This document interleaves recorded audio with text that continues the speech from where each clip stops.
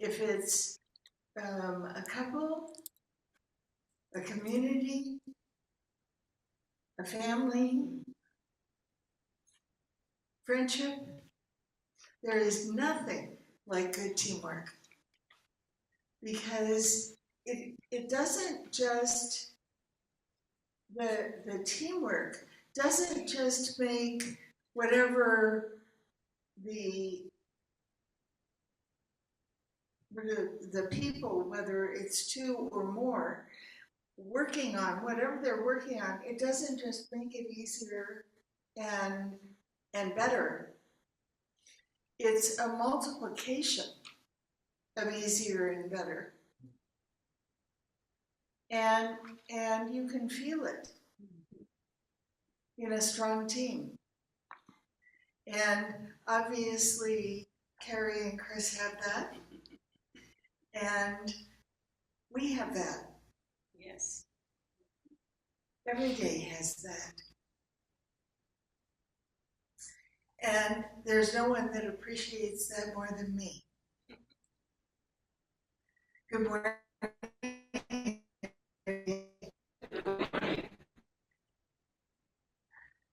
Since there's no one in the room that doesn't know who I am or who I seriously question, may have forgotten since last week. But hi online, because there may be someone online who doesn't know who I am. I'm Reverend Ann. Hi. What a month this has been. It has been so interesting to dive into the lyrics from the song Accentuate the Positive. And I was thinking about it this morning. I was thinking about my talk for the first time this morning. On Tuesday, I'm going to be on the radio, and I have been wondering what I'm going to talk about. And it gave me that one of our greatest is to find ways to stay positive, to even seek the positive when today is also happening. Mm-hmm. And today, we're talking about don't mess with Mr. In-Between.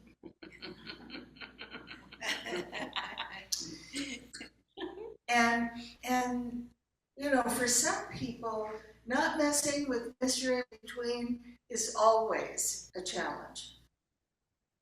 Because after years of practice that were probably begun by parental or other generational influence, after years of practice, heading to worst case scenario is automatic. Yeah. Isn't that interesting?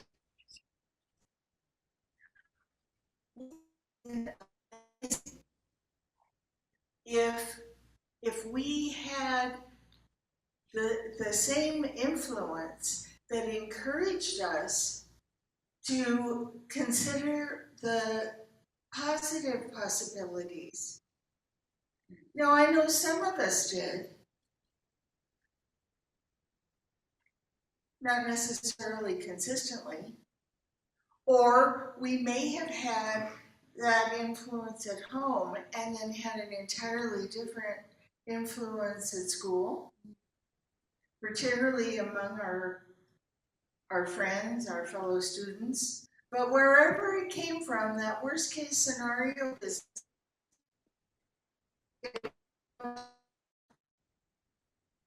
for a lot of people, it's a big challenge to not only go there, but stay there.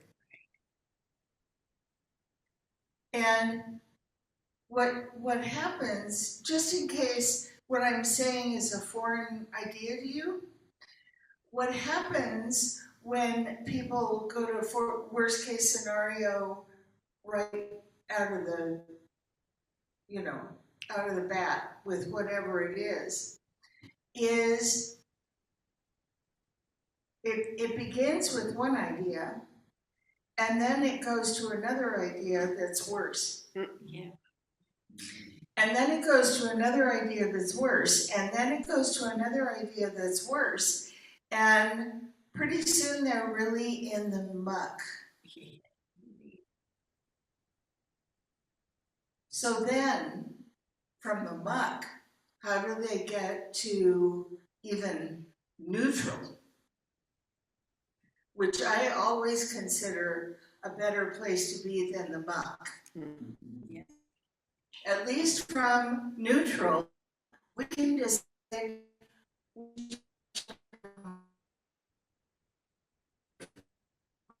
Right. we can change our minds. We can look at other possibilities. We can hear, which we can't necessarily from the muck. We can hear other possibilities.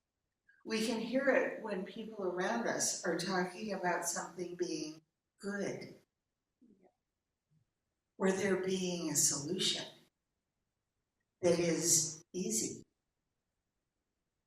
From the muck, that's very hard to hear. So what do we do when we're in the muck? And we discover, because we've all had enough practice. I know everybody who is in this room, everybody who's online, everyone who will be listening to this later, we've all had enough practice with the muck. Absolutely. And at some point we discover we're in the muck. And there we are in the muck going, oh, I'm in the muck. How possibly far enough out of this who I know who might be able to help me have a different perspective. Because once you're really deep in the muck, reaching out for someone else is not your first thought. Mm-hmm. You feel alone and maybe hopeless or helpless. And even if none of us have ever had any experience with this other than me, I know we know people.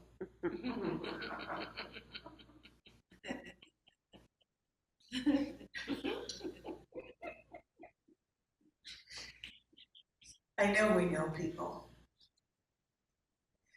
So what do we do? Well, I have to tell you that discovering you're in the muck is really a good thing. Because once we're aware,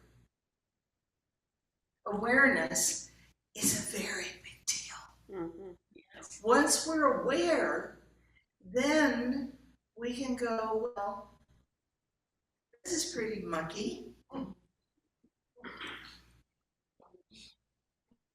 What can I do about it?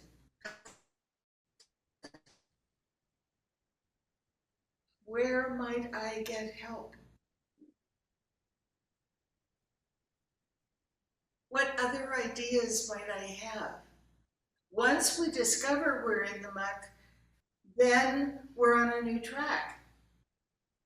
Now we can decide, once we discover we're in the muck, no, the muck's pretty good. I'm going to stay here.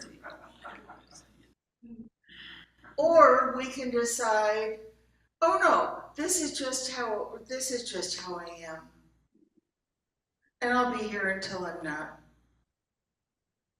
Either way, we're right. Mm-hmm. But once we decide to take one step in a different direction, then a new journey has begun. A new chapter has begun. But somewhere along that road, we're going to meet Mr. In Between. Yes. So this is how it goes with Mr. In Between. Well, you could do that. On the other hand, that might not be a good idea. Maybe you should think about doing this. Or you could do that, but on the other hand, maybe it would be safer to not do anything. And you guys all heard about the guy in the flood on his roof, right? He was praying. And he kept telling people, everybody, including the firemen,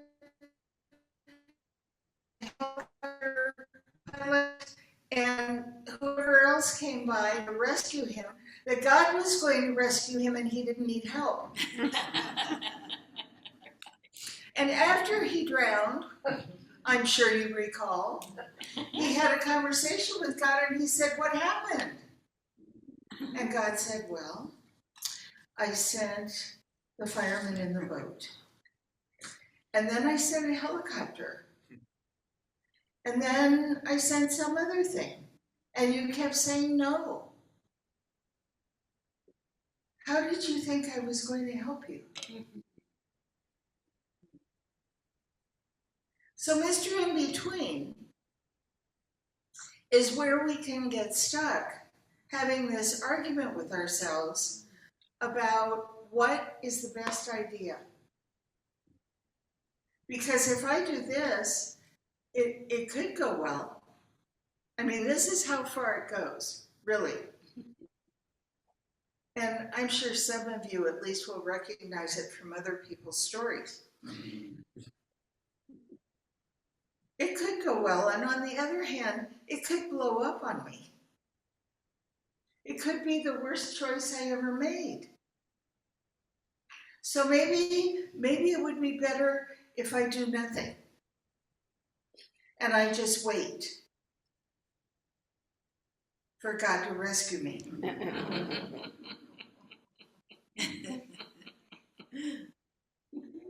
The thing about Mr. In Between is he has no affiliation with the highest idea or the worst idea. He has no attachment to either one. He is the representative of a habit that we have developed of questioning ourselves or second-guessing ourselves when an opportunity presents or a big decision comes up, where we go, well, I don't know how this will turn out. So let me just give you a tool to do when you're in the I don't know. Because what I believe, absolutely for each one of us, is that if we believe that we can know, then we will. And what I do when I don't know is I wait. And I make it okay to wait. Whether it's a minute or a day or a week, whatever it is, I wait. Because I trust my inner wisdom, which is directly attached part of a living, breathing connection to all that is. And I'll tell you, all that is does know. Yeah. Because it has options that we can't even imagine. In fact, it creates them that we can't even begin to dream up. So I wait, and I make it okay to wait. You know, that's another thing that may have been part of our early training or our training somewhere along the line is hurry up, make a decision. Come on, what's wrong with you? You can't make up your mind? Make up your mind.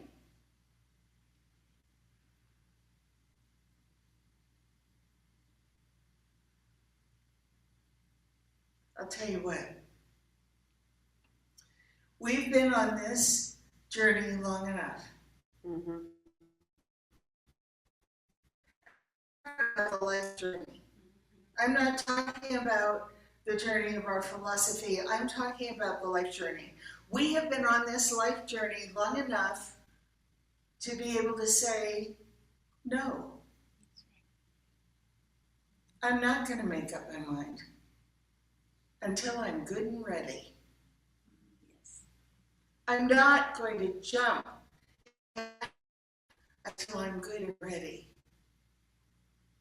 I am the boss. Amen. I am the creator of my life. And no one, whether they're still hanging out in here as part of my committee or they're actually in my life, no one is going to push me to do otherwise. No one is pushing me a decision that I don't feel comfortable with. Because those days are over. Amen. I can't do that, but I wish I could. That snap thing.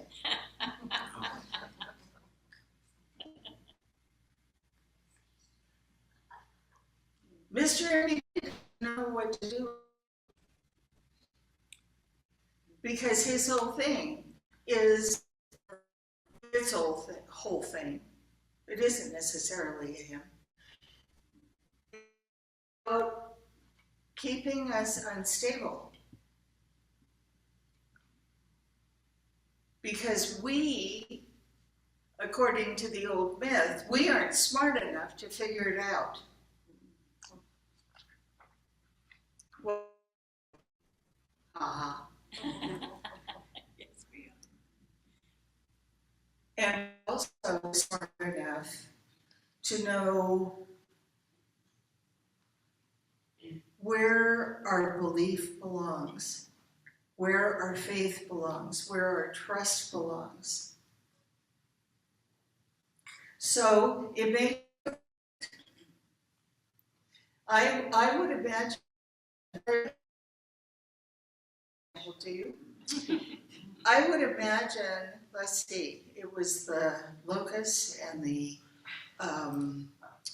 what came after the locust? The flood and two floods and the car and there was Shingles. oh, and shingles. There might that was the locust. There might have been a time or two in all of those months of literally one thing after another when Laura felt supremely tested. And even though she had loving neighbors surrounding her and supporting her, and a family that showed up for her in extraordinary ways, and friends and a spiritual community that gathered together in consciousness to uplift her, she felt tested a time or two. Mhm. Wouldn't you? Mhm. We can all understand that. Being tested is not the thing. In the test is the invitation. Mhm. And the invitation is to check in with ourselves and see what we believe. To check in with ourselves and say, I don't understand this, but maybe it's not for me to understand in the way that I'm trying to understand it. Because one of our first approaches to anything is to try to figure it out, Mhm. right? Okay. That's another background, raising, habit thing, is we try to figure it out. But what if we can't? If I can't figure it out, it's so hard. Not making fun. It is hard. It feels hard. But again, that's an invitation. And I know this sounds weird, maybe, but sometimes when things feel the hardest, it's because there is an offer trying to get through to us, a support trying to reach us that we cannot feel, that we cannot access because we're so busy in our head. Yeah. And this is all tied to old habits of behavior and thought. And why are we here? Because we believe that we can change our life by changing our mind. Oh yeah, I can change my mind. I don't even have to, for starters, do. I can change my mind. And then, once I change my mind, there may be something that I need to do. Take a step, make a call, raise a flag,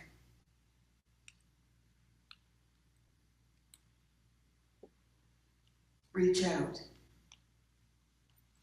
ask. There may be something that we need to do, but to change our mind, we don't have to do anything else except decide.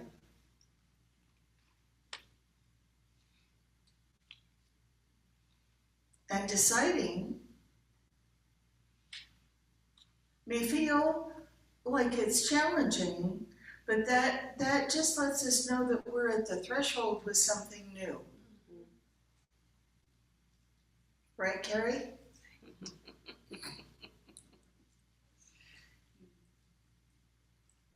It just lets us know all of that pushback business that shows up from wherever it shows up, that just tells us that we're at the threshold of something new. And we can stand there as long as we want. But when standing there, it's sort of like the quote about when the bud becomes too uncomfortable being a bud, it blossoms. When we get too uncomfortable standing with Mr. In Between, we'll cross that threshold. And then we'll ask ourselves, well, what was the big deal? That's right.